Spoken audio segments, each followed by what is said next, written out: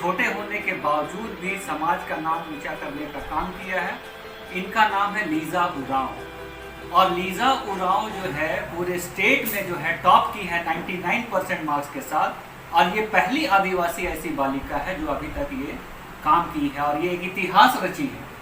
तो आइए आज हम बात करेंगे लीजा उरांव से और जानेंगे कि इन्होंने क्या किया ऐसा काम, किस प्रकार मेहनत की और इस मुकाम को हासिल किया।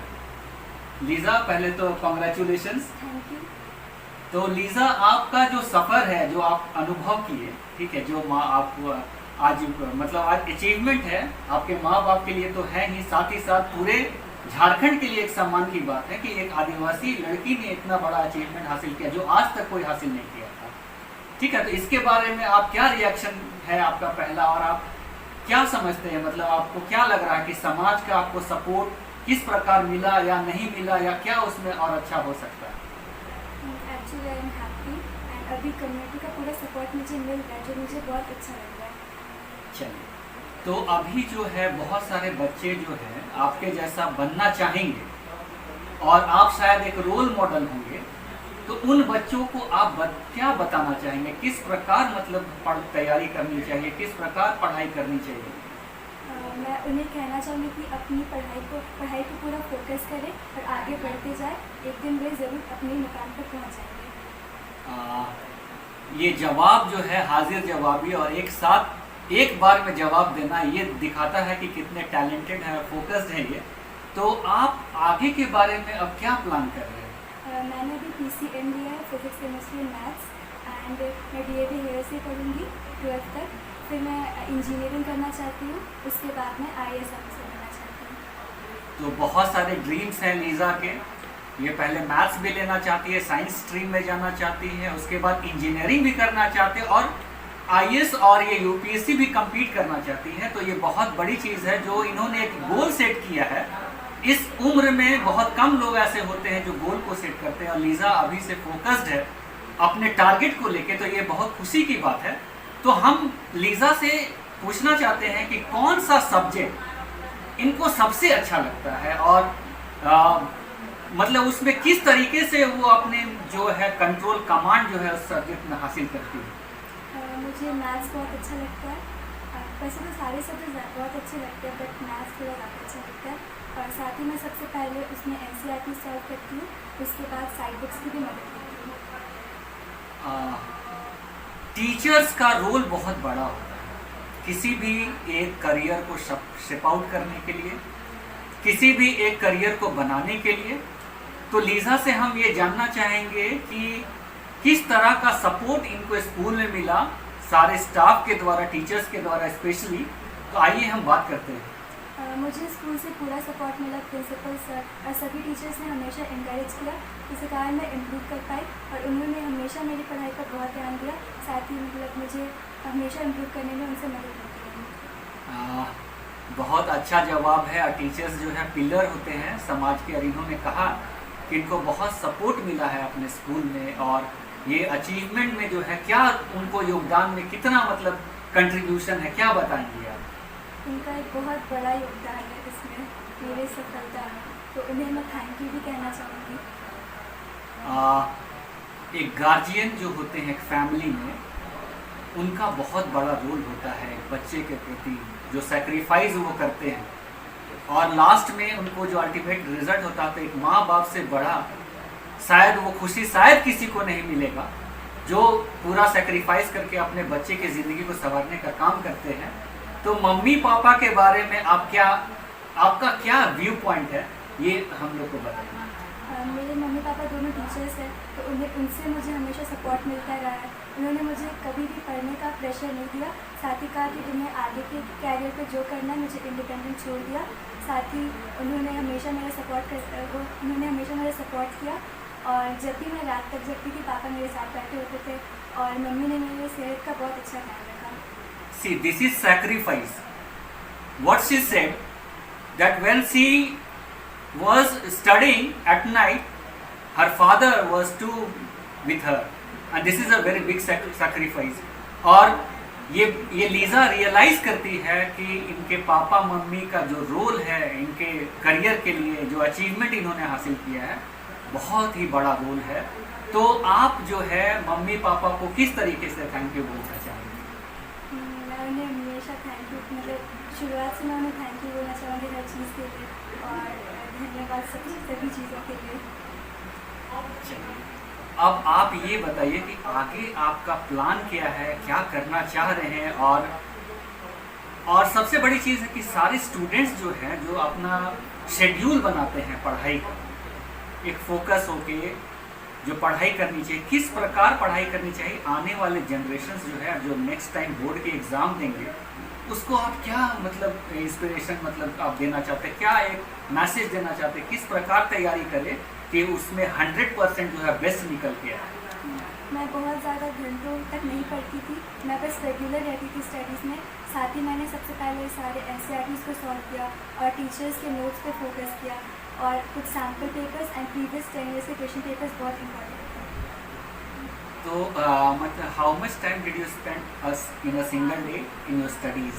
Actually I use to set targets and according to that मैं टाइम डिवाइड करती थी और उस टारगेट को अचीव करती थी डेली। ये है हर दिन का एक टास्क सेट करना, उसको फॉलो अप करना और उसके लिए मेहनत करना। और हर दिन है, it is a big day, हर आदमी के लिए हर दिन एक चैलेंज है।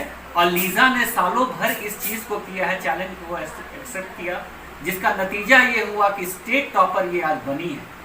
तो आप जो है, आप बोले कि यूपीएससी की तरफ जाना चाहते हैं, आपका जो इंटरेस्ट ज़्यादा है यूपीएससी की तरफ, आखिर इस करियर की तरफ आप क्यों, आपका रुझान है, क्यों इंटरेस्ट है? क्योंकि यूपीएससी से मुझे मैं ज़्यादा कर सकती हूँ समाज के प्रति अपना योगदान, तो मैं यूपीएससी में जाना चाहूँगी, जिससे मुझे थोड़ी पावर्स भी मिलेंगी, जिसका मैं यूज़ कर आगे समाज को ले जाना चाहूँगी और करप्शन को मिटाना चाहूँगी। बहुत बढ़िया है जवाब। तो हम ये चीज़ भी बोलना चाहते हैं कि बहुत सारे बच्चे जो होते हैं, पढ़ाई करते हैं, शायद उतना अच्छा नहीं कर पाते जितना कि उनके मम्मी पापा एक्सपेक्ट करते हैं, जितना कि लोग एक्सपेक्ट करते हैं, और वो डिप्रेशन में चले जाते हैं।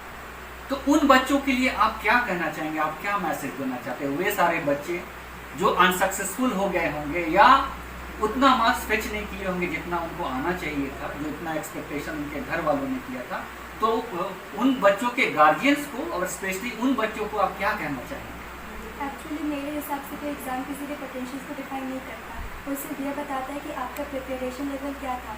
तो आपके अंदर बहुत सारे पोटेंशियल्स है आपके, तो आप उस पोटेंशियल को पहचानें और आगे बढ़ते रहें ताकि आप अपने लक्ष्य को प्राप्त कर सकें। और एंड पेरेंट्स वे ज़्यादा बच्चों पर प्रेशर ना डालें, क्योंकि वे शायद कर लेंगे। बहुत ही सुंदर जवाब, एक मजा हुआ जवाब कि पोटेंशियल जो है एक एग्ज़ाम डिसाइड नहीं करता, और वो डिपेंड करता है कि आपने उसके लिए कितना मेहनत किया है, और उसी का जो है रिजल्ट आपके जो परफॉर्मेंस पर रिफ्लेक्ट करता है एग्जामिनेशन के रिजल्ट के थ्रू में। ये लीज़ा ने बताया, और बहुत ही अहम सवाल है, क्योंकि बहुत सारे बच्चे जो है आज रिजल्ट अच्छा नहीं होने के कारण डिप्रेशन में चले जाते हैं। तो उनको हताश होने की ज़रूरत नहीं है, उनको ज़रूरत है एक टारगेट सेट करने का और उस पर चलने का। तो लीज़ा ये चीज़ बताइए कि अभी आप जहाँ रहते हैं, जिस मोहल्ले में आप रहते हैं, तो जब यहाँ के लोग जाने कि हमारे पड़ोसी है या फिर कोई बच्ची है जो मेरे पड़ोस में रहती है और अच्छा की है, तो उसमें उनका रिएक्शन क्या था और आप कैसा महसूस किए? वे लोग बहुत हैप्पी थे और सभी लोग आ रहे थे, तो मुझे बहुत अच्छा लगा। और फ्रेंड्स का भी बहुत बड़ा रोल होता है, स्कूल में भी फ्रेंड्स होते हैं, घर में भी फ्रेंड्स होते हैं। तो आप जिस फ्रेंड सर्कल में रहे, तो कुछ चूज ही रहते होंगे कि मुझे ऐसे सर्कल में रहना है या फिर ऐसे लोगों के साथ रहना है। तो आप जो आने वाले बच्चे हैं जो एग्जामिनेशंस की तैयारी कर रहे हैं, उन बच्चों को क्या संदेश देना चाहते हैं कि किस तरीके के माहौल में उनको रहना चाहिए? एक्चुअली मेरे फ्रेंड्स का बहुत बड़ा कंट्रीब्यूशन रहा है। वे लोग हमेशा मुझे इनकरेज करते थे, जिसके कारण मैं इम्प्रूव कर पाई। तो फ्रेंड्स अच्छे फ्रेंड्स होने चाहिए और सत्संगति होनी चाहिए। बिल्कुल सही बात इन्होंने कहा है कि संगति अच्छी होनी चाहिए, फ्रेंड सर्किल अच्छी होनी चाहिए, क्योंकि हम लोग आज देख रहे हैं कि बच्चे डिप्रेशन में चले जा रहे हैं और बहुत सारे बच्चे नशापान भी करने लगे हैं। तो उन बच्चों को लीज़ा से एक प्रेरणा लेनी चाहिए। और लीज़ा ने कभी अपने आप को ये नहीं कहा कि मैं टॉपर हूँ। उन्होंने बस एक बात को कहा कि एक एग्ज़ाम किसी के पोटेंशियल को डिसाइड नहीं करता। और ये बहुत ही बड़ा बात इन्होंने कहा है और इनकी बड़प्पन को दिखाता है कि ये अपने जो अचीवमेंट इन्होंने हासिल की है उसको बहुत बड़ा ये नहीं मानती है। ये मानती है कि जो एग्ज़ाम में इन्होंने तैयारी की वो रिफ्लेक्ट हुआ। अगर आप करेंगे तो आप भी उस चीज़ को हासिल कर सकते हैं। तो आप यूपीएससी में जो जाना चाहती हैं तो उसमें जो IRS होता है, IAS होता है, IPS होता है, ठीक है, तो आप कौन से मतलब फील्ड को चुनना चाहें? मैं IAS बनना चाहूँगी। IAS, ठीक है। IAS के बारे में कुछ तो जानकारी होगा आपको? फिलहाल तो नहीं है, हाँ, बट आगे जानना चाहूँगी। अच्छा। तो कभी पापा मम्मी ने आपको करियर में गाइड किया कि तुमको यूपीएससी में जाना है या फिर ये करना है? कभी गार्जियन की तरफ से कोई ऐसा गाइडलाइन या फिर प्रेशर कुछ इस तरीके का चीज़ है क्या? प्रेशर तो नहीं रहा, बट उन्होंने गाइडलाइन ज़रूर दिया कि यूपीएससी बहुत अच्छा कैरियर ऑप्शन है और उन्होंने बाकी कैरियर ऑप्शंस के बारे में भी मुझे बताया। तो ये है लीज़ा और ये आज बहुत ही बड़ी अचीवमेंट को हासिल की है और सारे लोग इनको आ रहे हैं कॉन्ग्रेचुलेट देने के लिए। और इससे ये खुश भी है कि इनको लगता है कि आज कुछ काम किए हैं और बहुत सारे बच्चे जो इनको देख रहे हैं उनको प्रेरणा लेने की ज़रूरत है। और आप भी लीज़ा के जैसे बन सकते हैं और उसमें कोई बड़ी बात नहीं है, बस अपने पोटेंशियल को पहचानना है। आप क्या कर सकते हैं, सेट करना है गोल को और उसके तरफ बढ़ना है। और आप बताइए कि जब आप पढ़ती थी तो क्या ब्रेक लेके पढ़ती थी या कंटिन्यूअसली आप आवर में डिवाइड किए थे, या सब्जेक्ट वाइज किस तरीके से आप प्रिपरेशन करते थे? मैं ब्रेक ले लेकर पढ़ती थी और साथ ही हर सब्जेक्ट का टारगेट होता था, तो उस हिसाब से मैं दिन में डिवाइड कर लेती थी कि कब कौन से सब्जेक्ट्स को पढ़ने हैं। आजकल के बच्चे शॉर्टकट में ज़्यादा बिलीव करते हैं और वो लोग जो है NCERT के बुक को शायद फॉलो नहीं करते। तो क्या NCERT अच्छा परफॉर्मेंस करने के लिए मस्ट है, कंपलसरी है? आप क्या अनुभव करते हैं? NCERT पूरी तरह सफिशिएंट है। जैसे कि बाकी सारे रिलीजन्स के होली बुक्स होते हैं, वैसे ही CBSE बोर्ड्स के भी होली बुक NCERT ही है। बहुत अच्छी बात वो कहे हैं कि रिलीजियस जो बिलीफ है उसमें एक जो होली बुक्स की जो एक महत्ता होती है वही महत्ता NCERT की है। अगर आप CBSE बोर्ड में पढ़ रहे हैं तो NCERT आपको फॉलो करना चाहिए।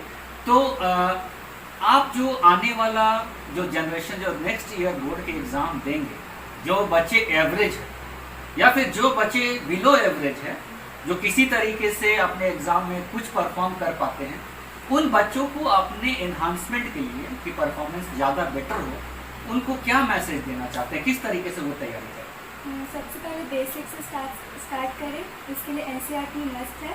उसके बाद फिर लास्ट 10 ईयर्स के क्वेश्चन पेपर्स को बना लें, जिससे कारण उन्हें आइडिया मिल जाएगा कि कैसे क्वेश्चंस आते हैं। तो ऐसा करने से वे बेटर कर सकते हैं। बहुत सारे बच्चे जो होते हैं मैथ्स से भागते हैं, मैथमेटिक्स, और आप बोले कि आपका फेवरेट सब्जेक्ट मैथमेटिक्स ही है। तो वो बच्चे जो मैथ्स से भागते हैं, साइंस से भागते हैं, तो उन बच्चों को आप किस तरीके से बोलेंगे कि इंटरेस्ट इस सब्जेक्ट में जगाएं? एक्चुअली अगर उन्हें दूसरे सब्जेक्ट्स पसंद है तो वो जा सकते हैं उसमें, बट मैथ्स एंड साइंस में इंटरेस्ट, अगर वे उसे इंटरेस्ट लेकर पढ़ेंगे तब मतलब वो सब्जेक्ट उन्हें अच्छे लगने लगेंगे। आजकल पढ़ाई में बहुत खर्च होता है और शायद साधारण फैमिली के लोग उसको बेयर नहीं कर पाते हैं। तो आप ये चीज़ बताइए कि आज बहुत सारे बच्चे जो है ट्यूशन्स की तरफ बहुत ज़्यादा रुझान है उनका, हर सब्जेक्ट के लिए ट्यूशन्स पढ़ना चाहते हैं और उनको लगता है ट्यूशन ही एक विकल्प है जिससे कि वो अपने परफॉर्मेंस को एनहांस कर सकते हैं, बेटर कर सकते हैं। तो आपको क्या लगता है ट्यूशन्स का क्या रोल होता है किसी के इंप्रूव में? एक्चुअली मैंने ट्यूशन किया है क्लास 9th और 10th में सूरज सर के पास, तो मैं रेगुलर ट्यूशन करती थी और मुझे थोड़ा उससे मतलब हेल्प मिला, बहुत ज़्यादा हेल्प मिला। हाँ, तो इन्होंने कहा कि ट्यूशन्स भी है और उसमें आपको चूज़ी होने की ज़रूरत है, टीचर कितने कोऑपरेटिव रहते हैं और उनका किस तरीके से बताने का शैली है वो भी एक बड़ा मायने रखता है। और इन्होंने अपने सर के बारे में बताया जिनसे ये ट्यूशन लेती थी, तो आप ये बताइए कि बहुत सारे ऐसे बच्चे, आप फॉर्चुनेट हैं कि आप ऐसे स्कूल में पढ़े, मम्मी पापा ने आपको बहुत कुछ किया, लेकिन बहुत सारे ऐसे बच्चे होते हैं जो शायद बहुत अच्छे तरीके से उनका जो है जो नेसेसिटी है वो चीज़ ज़रूरत पूरा नहीं हो सकता है। तो आप क्या बोलना चाहेंगे यहाँ की सरकार को या फिर यहाँ के जो सोसाइटी में जो एक्टिविस्ट हैं उन लोगों को किस तरीके से बच्चों को मोटिवेट करना चाहिए, किस तरीके से एजुकेशन के लेवल को सुधारना चाहिए एज अ होल? मैं पहले बच्चों से कहना चाहूँगी कि अभी अभी खुद को डाउन फील ना करें, और साथ ही सरकार से कहना चाहूँगी कि उन्हें पूरी हेल्प करें। आज जो है 2 एजुकेशन सिस्टम है, एक private school and one is government school. तो आप क्या चाहते हैं कि किस तरीके से गवर्नमेंट स्कूल्स के बच्चे जो हैं उनको जो है इक्वालिटी ऑफ एजुकेशन मिले, क्वालिटी एजुकेशन मिले? तो आप क्या बोलना चाहेंगे खास करके यहाँ के सरकार को कि किस तरीके से एजुकेशन का लेवल जो है वो अच्छा हो यहाँ के सरकारी स्कूल में पढ़ने वाले बच्चों को? उन्हें रेगुलर पढ़ाना चाहिए, साथ ही टेक्नोलॉजी को जोड़ना चाहिए एजुकेशन से, तो वे इम्प्रूव कर सकते हैं। अच्छा, आज बहुत सारे बच्चे जो है 9th-10th में एंड्रॉयड फ़ोन का भी यूज़ करते हैं और एक बोले तो उनका जो है एक जो है वीकनेस हो जाता है आपका जो मोबाइल एंड्रॉयड फ़ोन है। तो आप बच्चों को क्या बोलेंगे, एंड्रॉयड फ़ोन को यूज़ करना चाहिए पढ़ाई में या फिर नहीं करना चाहिए?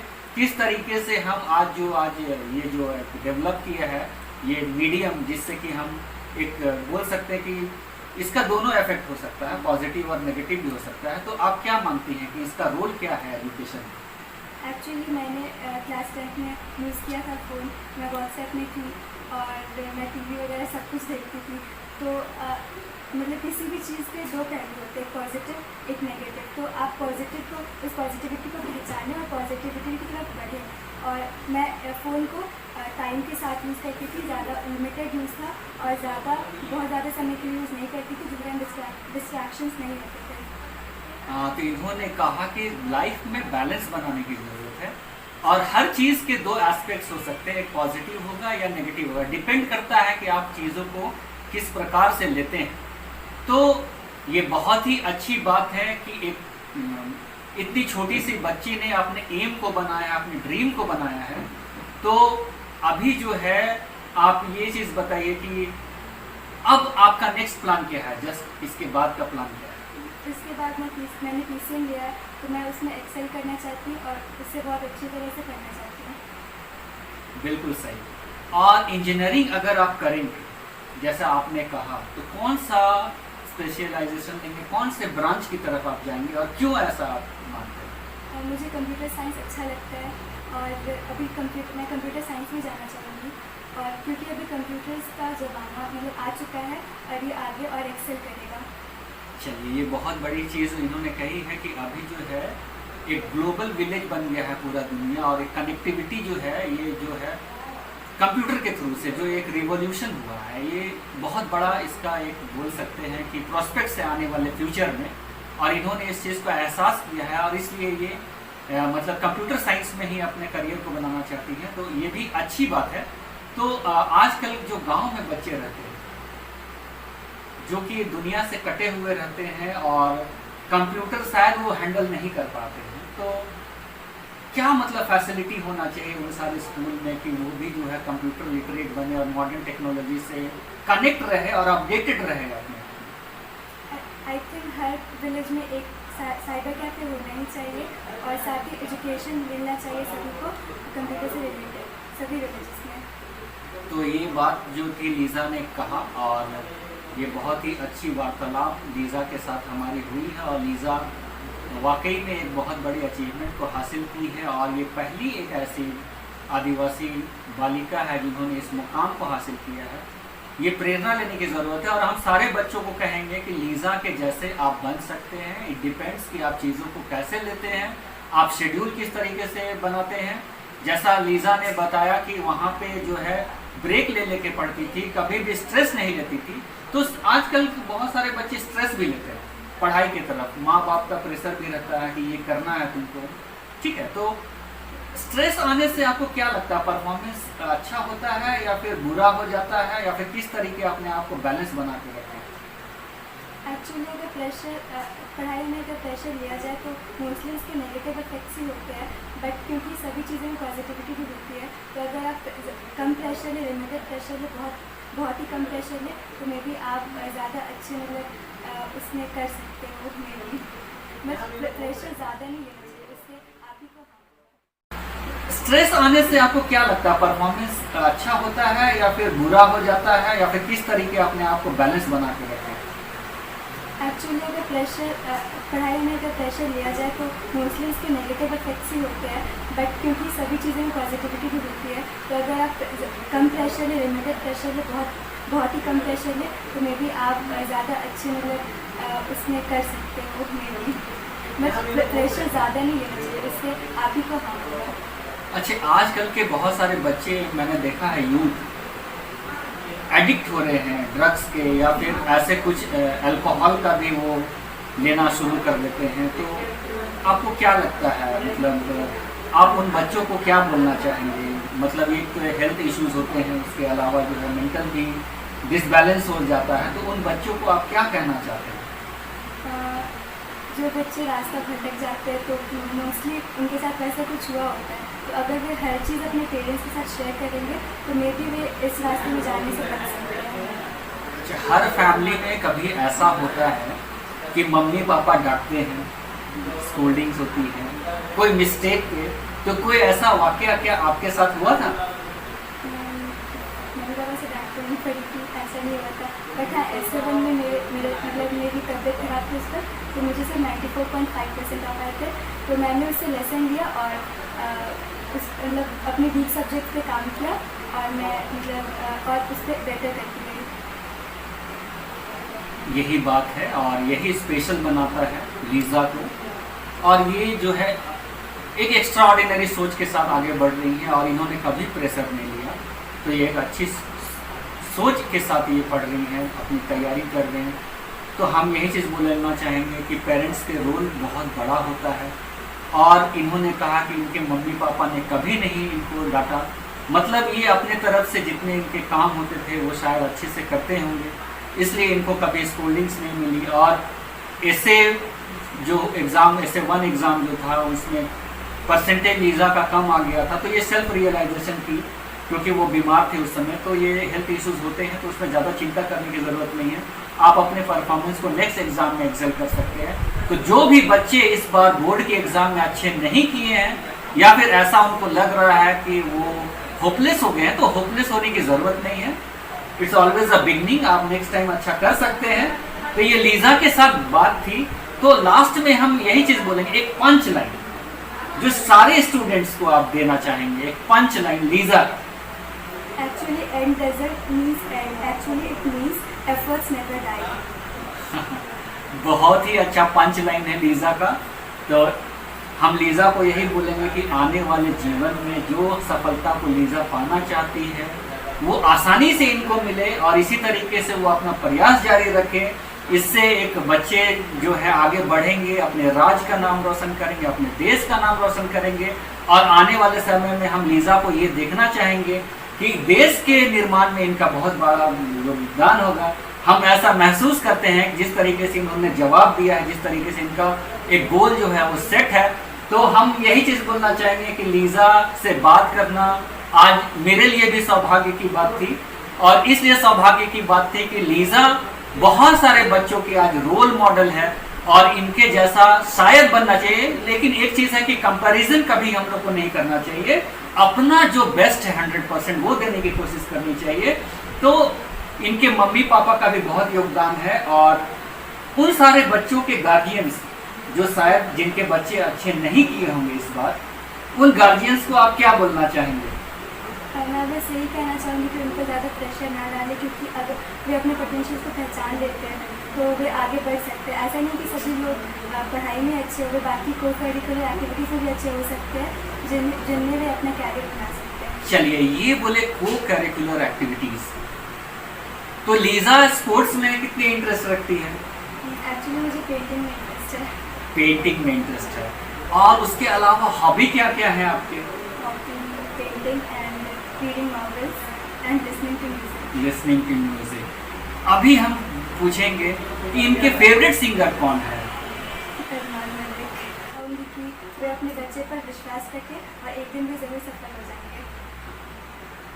चलिए, ये बहुत अच्छी बातचीत थी और लास्ट में हम यही बोलेंगे और इनके मम्मी पापा को हम स्पेशली थैंक बोलना चाहेंगे क्योंकि उन्होंने भी बहुत बड़ा योगदान दिया और हम ये चाहते हैं कि लीज़ा भी इस चीज़ को महसूस करे, जीवन भर महसूस करे, क्योंकि पेरेंट्स के साथ उनसे बड़ा कोई नहीं हो सकता लाइफ में और उन्होंने इनको सारा चीज़ पूरा किया है और इनके पापा मम्मी का जो रोल है, जो रात में ये पढ़ती थी तो उस समय भी वो बैठे रहते, तो ये एक सपोर्ट जो दिया है उसके लिए भी हम धन्यवाद देना चाहेंगे और पूरा झारखंड जो है आज बहुत प्राउड फील कर रहा है और ख़ास करके आदिवासी समाज भी बहुत बड़ा आज उनके लिए खुशी का दिन है कि एक बच्ची जो है एक कंपटीशन को फाइट करते हुए इतने आगे तक बढ़ी है और यही एक्सपेक्टेशन सारे लोगों का ये रहेगा कि झारखंड में जो भी चीज़ हो मतलब उनमें एक बड़ा रोल लीज़ा का भी हो आने वाले समय में कि झारखंड एक बहुत बढ़िया स्टेट बने, इंडिया में भी